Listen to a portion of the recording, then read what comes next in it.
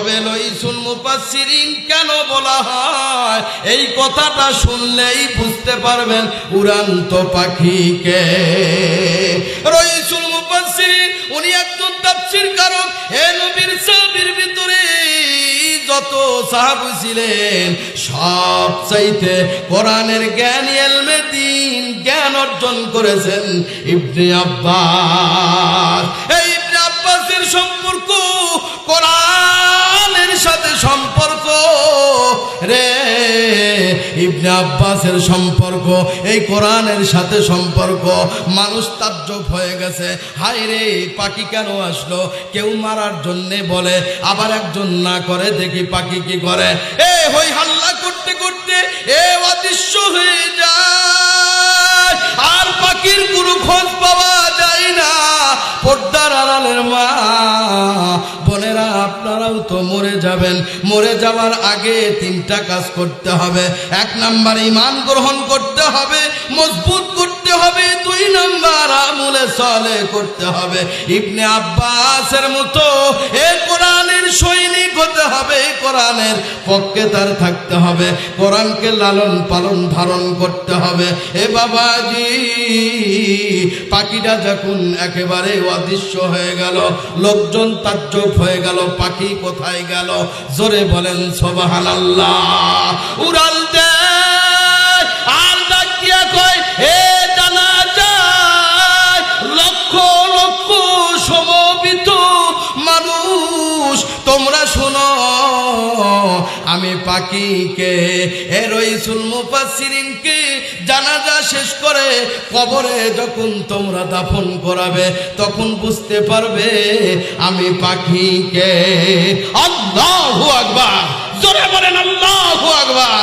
এ বাবাজি, জানাজা শেষ হয়ে গেল রে, এ কবরের ভিতরে যখন ইবনে আব্বাসকে অনেক অনেক সাহাবী যখন কবরের ভিতরে নামাইতেছিলেন, আকাশের দিকে খেয়াল করে দেখে রে 6666টা পাখি ইবনে আব্বাসকে দেখতেছে।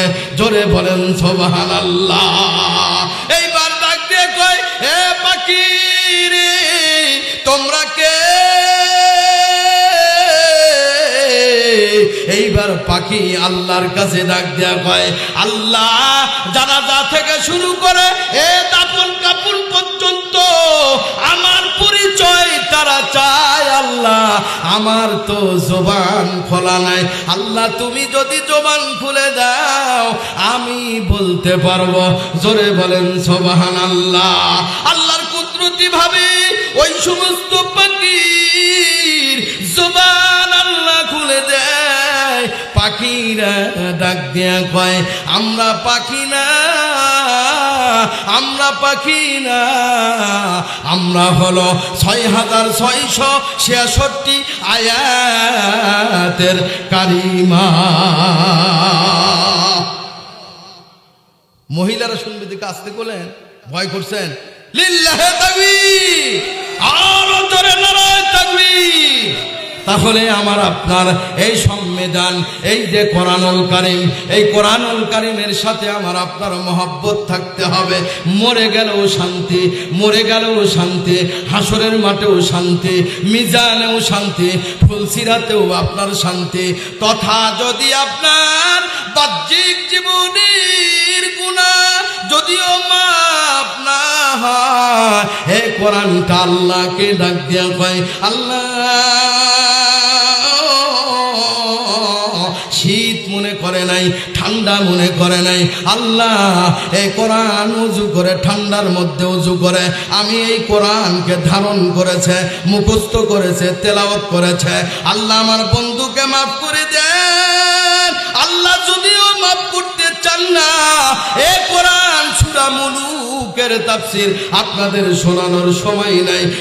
সূরা মুলুক এমন একটা সূরা রে, এই সূরা আল্লাহর সাথে কথা বলবেন, আল্লাহর সাথে ঠাট্টা করবেন, আল্লাহর সাথে বিদ্রোহ ঘোষণা করবেন। আমার বন্ধুকে জান্নাতে না দেওয়া পর্যন্ত আল্লাহ আপনাকে ছাড়ব না, যতক্ষণ পর্যন্ত পর্যন্ত আমার বান্দাকে মাফ করে জান্নাতে না দিবেন, লোহে মাহফুজ থেকে এ কোরআনের নাম নিশানা মোচন করে দেন। নারায়ে তাকবীর। প্রধান বক্তার আগমন, এই জোরে কোন প্রধান বক্তার আগমন। হাটগাড়ির পক্ষ থেকে, যুব সমাজের